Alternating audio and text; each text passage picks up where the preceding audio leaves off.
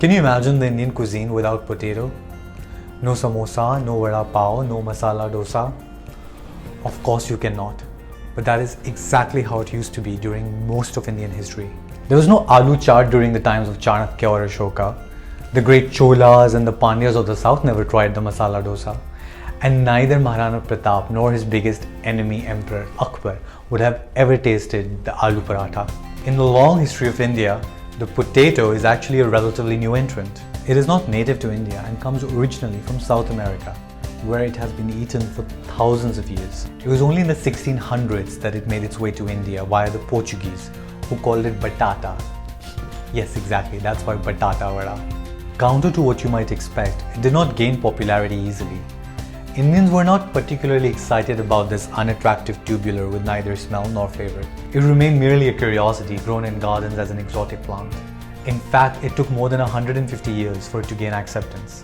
This was the result of a relentless campaign by the British. The British were determined to wean Indians off their staples such as rice and wheat and make them depend entirely on the potato for their sustenance, just like they had done in Ireland.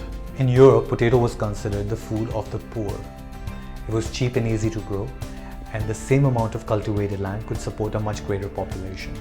Adam Smith, in his famous economic treatise, Wealth of Nations, advocated that all laborers should be fed potatoes. Fascinatingly, the British believed that by pushing Indians to adopt the potato, they were doing them a favor.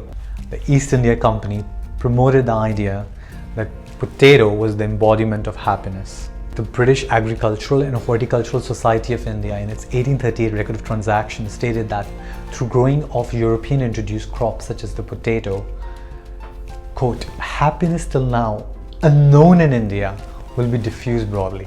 Eventually, much to their own surprise, the British campaign had a huge effect. Potato transformed the Indian cuisine and people all over the country took to eating potatoes in great numbers.